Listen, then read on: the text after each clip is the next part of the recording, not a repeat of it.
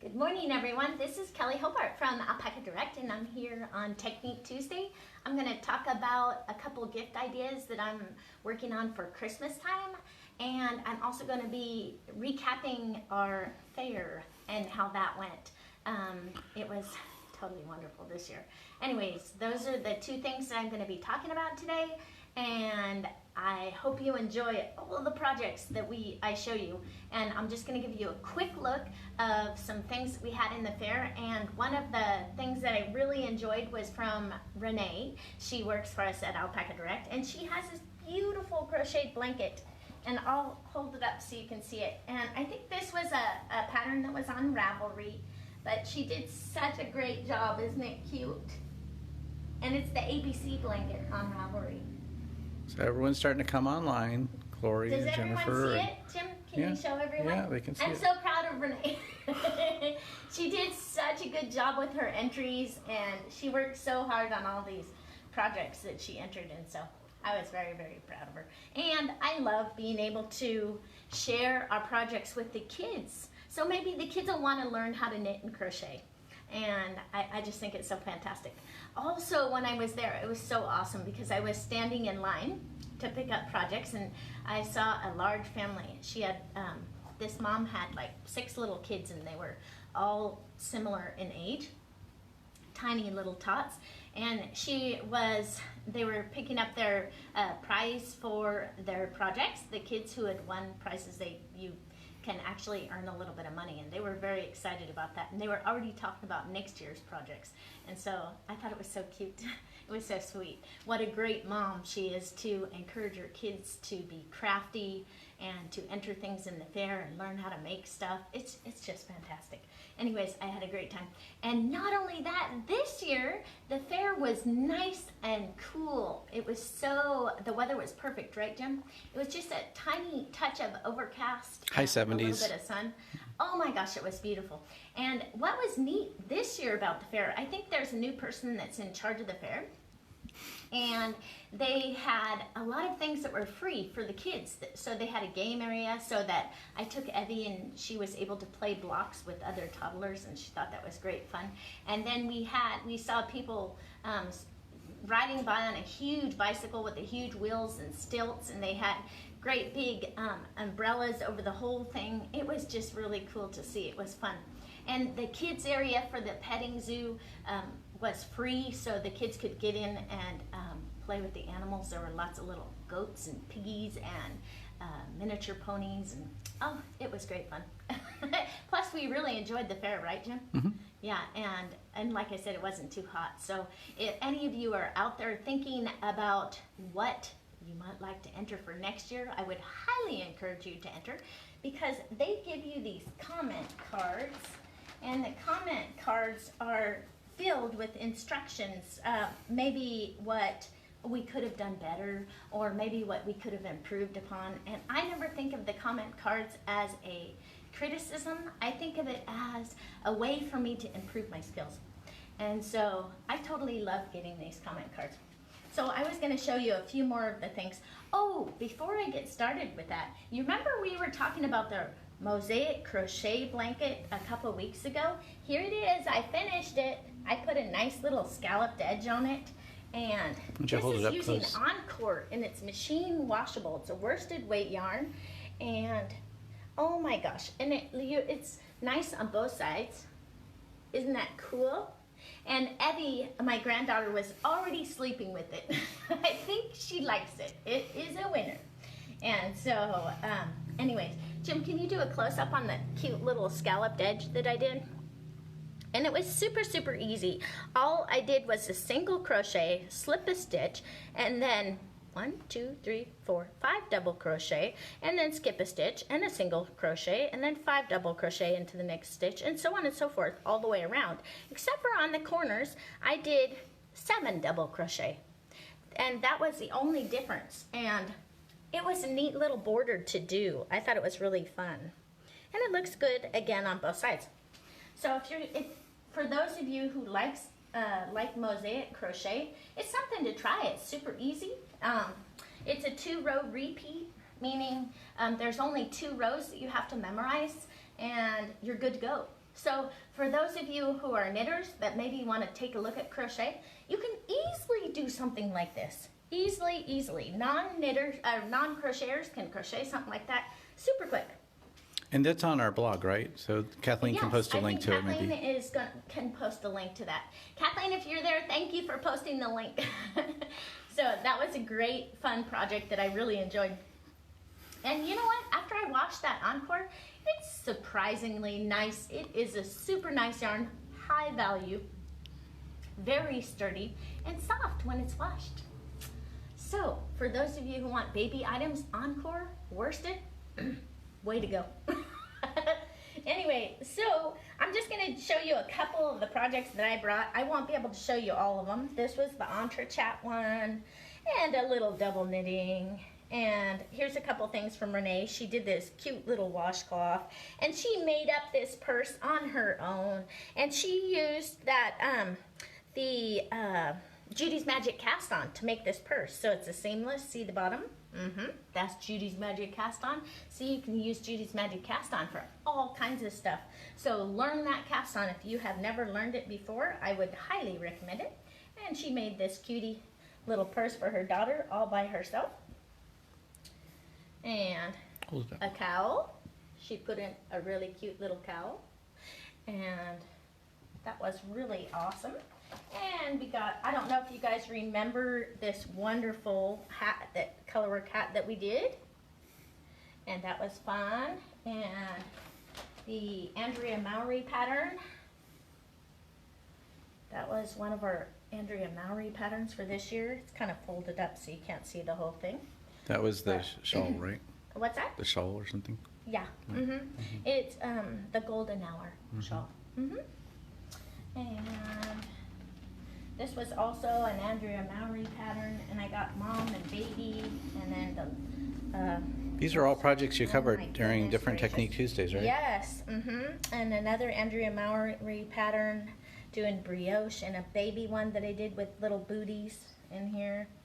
And oh my goodness, this was the Classic Elite pattern, a little baby sweater that I did. And let's see what else we got in here. 1898 hat where I did the slow decreases to make it a longer hat, kind of a floppy hat at the top. You've been knitting a lot. And this isn't even half of them. You know, you can't enter all the projects because you can only enter one class per section. You can't have multiple entries in the same section. So being able to enter projects, you can't you can't enter too many. Why don't you hold that up so they can see it? Yep, this is the KAI pattern from Michelle Hunter, and I put my own garter stitch heel on it. And anyway, I could go on and on. And this was a Michelle Hunter knit along. Oh my goodness, I gotta read all my comments because I do like learning from the comments. And this was, it's kind of like a poncho. And it's using my favorite yarn, Sueno. It was a Michelle Hunter knit along. What was it? I don't remember all the names, Jim. But it was, this one was really fun. It took quite a while because it had a lot of yarn. And then at the Lavington cowl, this was just doing simple decreases and increases in well, it had the mosaic knitting and then brioche. And this one's nice because it's nice on both sides. Yeah. So this was one, I haven't done a class on it yet, but I sure would like to do a class on that. And then, Lordy B, I have that little sweater that I did, it's Brick by Claire Lee. And that was that one. Good way to remember all the things you did. Yes. Show them how they look at things like the details, like what they look for. What they're looking at is when you're doing your projects is the neck tight. You know, is it wide enough to get over your head? Are the sleeves not too tight? And then, you know, at the bind off at the bottom, does it look good and smooth and even? And so they're looking at all of those things. And if they see something that maybe some way that you can improve, they'll mention it. And they look at your how you weave in your ends. Can you see where the beginning of the round is? All those different things that I like to be a little bit of a stickler about. And I do it for myself just because I'm trying to make me be the best that I can be. And so I'm always looking online, looking for new tips and tricks on how to make the projects better and how to make something, you know, look just a little bit better, whether it's a cast on matching a bind off, or, oh gosh, I could go on and on. But anyways, I really enjoyed that part of it, and I love learning new stuff. That's why knitting and crochet, fantastic, right up my alley, because I love to create, right, Jim? Mm-hmm. In all these years, I'm always creating stuff. So I can go on and on. This was the leafy baby blanket that I had. Ooh, oh, and here it is here. Yep. And so this one's made out of a non-superwash wool, so it's going to be super warm. I put this over my lap, and I totally get warm. And then, of course, my little bun bun. I put that in there. And it's funny, you know, I had Evie, she's my granddaughter. I had her with me at the fair, and she saw her bunny sitting on the shelf, and she's reaching for it. She's trying to grab her bunny. So Grandma needs to get that back to her, because she did notice that it was at the fair and not at her house. So it's pretty cute. But anyways, I could go on and on, but I think it's really neat to contribute to the fair and help and encourage others to learn and maybe create things themselves. So it's totally fantastic. So now I'm going to be talking about these boot patterns, and I have been working hard on this boot pattern, trying to get the pattern ready for you. Is it going to be a blog or an actual pattern, do you think, Jim? It's going to be an actual pattern, and what it is you do the Judy's Magic Cast On, and then you flip the work so that you can see the purl stitches, and then you start knitting, and you knit on the bottom of your foot. You do the bottom of the foot, okay, and then you go round and round and round, and then you start knitting up the sides, and it's all in one piece. It's no seaming or anything. All you have to do is weave in your tail where you started, and the end of your bind off. And what's really neat about these boots is that I used Jenny's surprisingly stretchy bind off, and if you look here, it looks super nice and it's not tight. And so I thought maybe, and also at the back of this heel here, I used German short rows on the back here. And if you look on the back here on these this is where the German short rows are, is along here at this part right here, and then right in here. And if you look really closely, you can't see where the German short rows are. So I wanted to show you how you might be able to do the German short rows, and then maybe how you can do this bind off that is so fantastic. Hey, Kel. Yes? So there's a question. These are called holiday slippers, or if they're why are they good for holidays? Oh my gosh. Okay, so I get super cold feet, right? And these make super nice gifts. You can either knit short ones, or you can knit longer ones. Now, these ones are actually my size. They're 5.5, and I may send these to my twin sister, who has a little bit smaller foot than I do, and she can run around the house. And it starts with a number 10, so it's knit pretty tight. And the reason why I do that at the bottom is so that you can have slippers that'll last a little longer and be sturdy on the bottom where you're walking on them. And then I just gradually use a bigger and bigger needle as I get toward the top. So this top part stretches and it accommodates your widest part of your calf, so that you don't have anything constricting on your feet. But these make great Christmas presents, and this one is, what is the name of this yarn? It's a Noro yarn. It's a discontinued yarn, and it is a great yarn that I had in my stash, and so I'm trying to use up the yarns that I have, and then also make Christmas projects while I'm going. And so, I don't know, I just think slippers make a really good gift, and anyone that I've made them for has really enjoyed them, right, Jim? Mm-hmm. I like them. Yes, Jim has worn holes through a couple of his pairs by. He wears them all the time, so it's good. It's actually a good compliment. Also, I have forgot to mention, last week we had the prize was for Kabasi Plus in the light blue and dark blue is what you guys chose. So this will be the prize for last week. And then for this week, I was thinking we could use either a tweed or non-tweed. And so if you guys can let me know which one you think the winner of today's contest might be, let me know. And the way you enter to win for these contests is you post comments in the comment section. Let us know what you're working on. If you're working on something beautiful, please list the pattern so that we can enjoy it too, because I'll tell you, a lot of times I see, oh, so cool. Such cool projects. And then I too want to make them. Like there was a pattern on the VIP Facebook group, and they were talking, they showed this really cute little ram, and it was by Julie Williams. And it is the cutest little thing. Oh my gosh. Anyways, I want to make that too, because it was so super cute. And so thanks again for all of you that are sharing on the VIP group. If you guys don't remember or know about what the VIP group is, it is a group of wonderful knitters and crocheters that share their ideas and help each other out, and it's free to join. And so if you go to Alpaca Direct, right, Jim, and you scroll down to the bottom of the page, you can get the sign up to be part of the VIP group. And oh, there's some wonderfully talented people that can help you out if you get stuck. So it's totally fantastic. So anyways, back to our prize.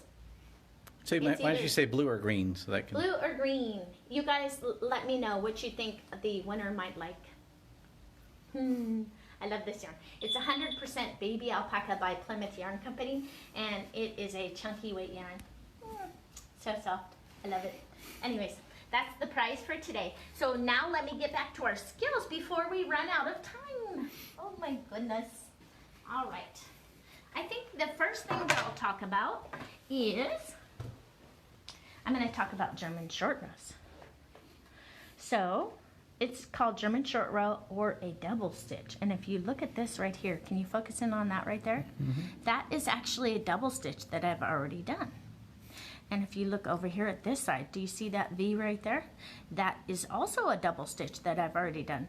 The neat thing about double stitches, you know, when you do a traditional short row with wrap and turns, you have to pick up the wrap and then knit it. You have to remember how to pick up the wrap and how to knit it correctly so it looks good. But with double stitches, you don't really have to remember much. All you remember is you knit to the double stitch, the previous double stitch. So I knit all the way to that previous double stitch. And then I can turn my work, and the way I do my double stitch is I flip that over with my working yarn in front, and that's a double stitch on your purl side. Do you see how I'm taking the working yarn and pulling it snug? Okay, so then I'm going to knit all the way across until I get to the double stitch again. Okay. So I'm going to knit all the way till I get to my double stitch. Aha, there's that V.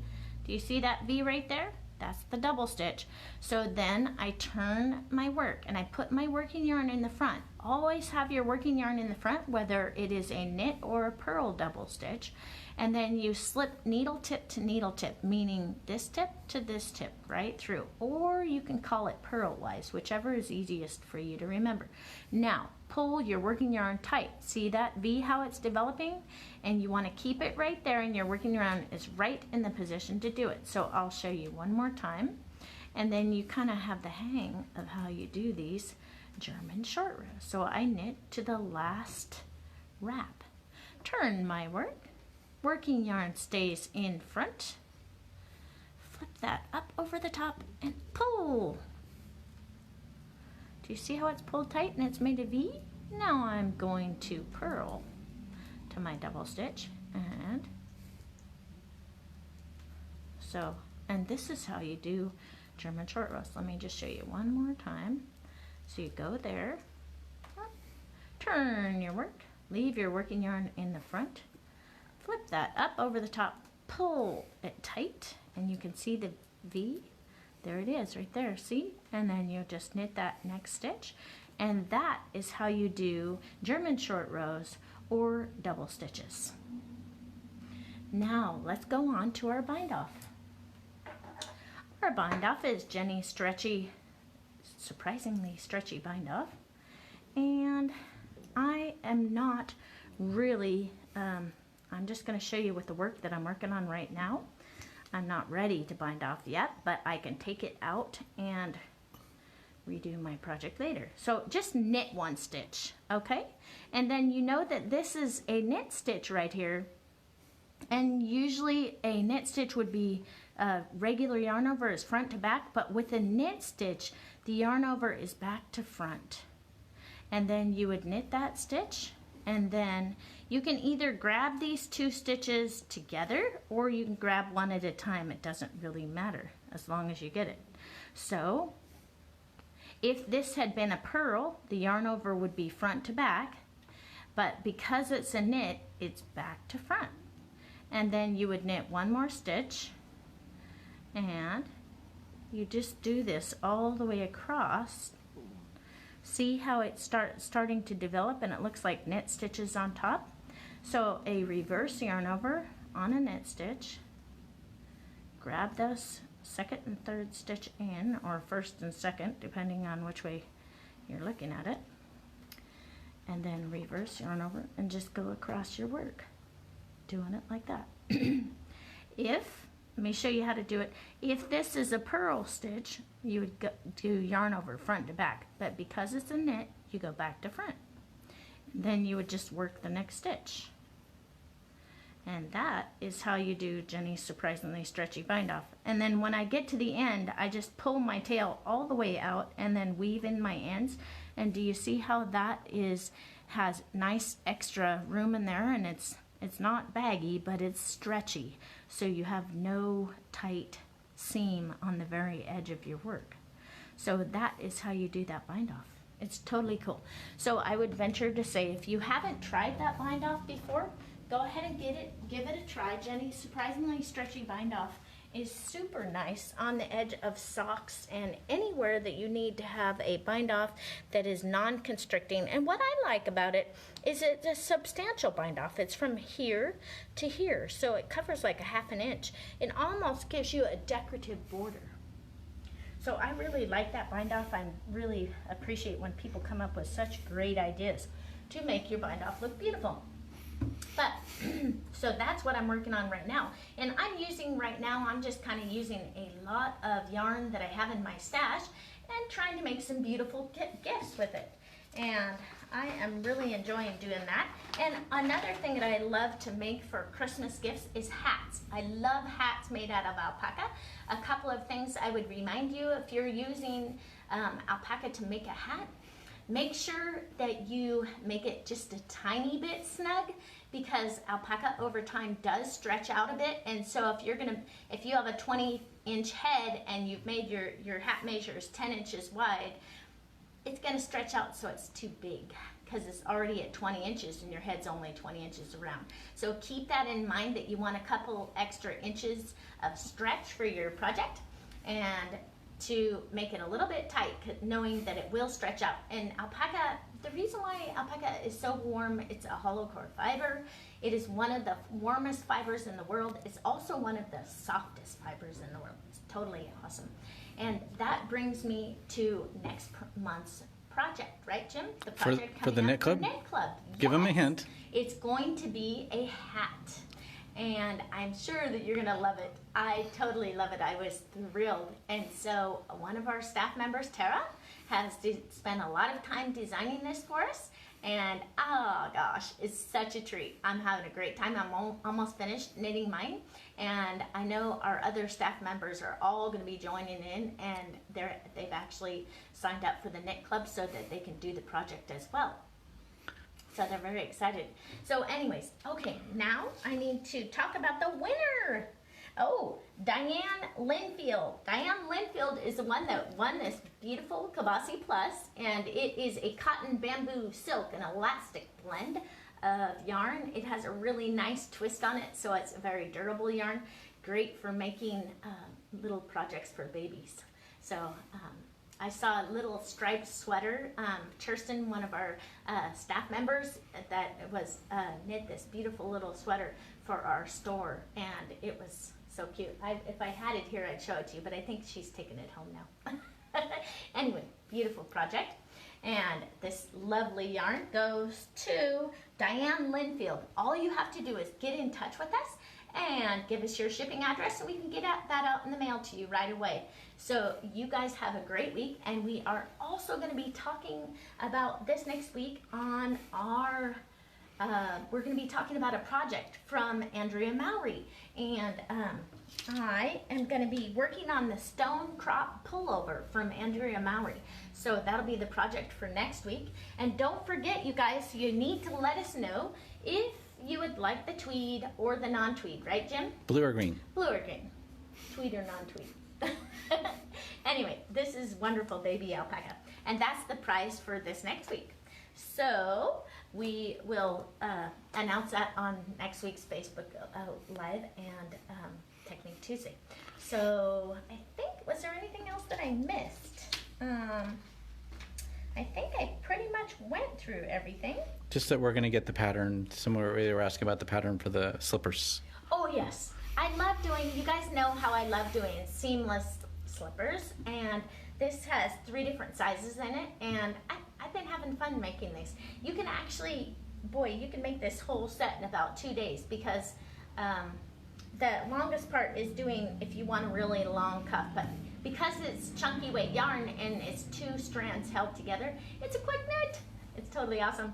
So we'll see if we can't either get a blog post or a pattern for you, and I have pretty much finished the pattern, so we just need to do a little bit of technical editing on that, and then we'll be able to share it with you. So you guys have a great week, and I will see you next Tuesday. You take care.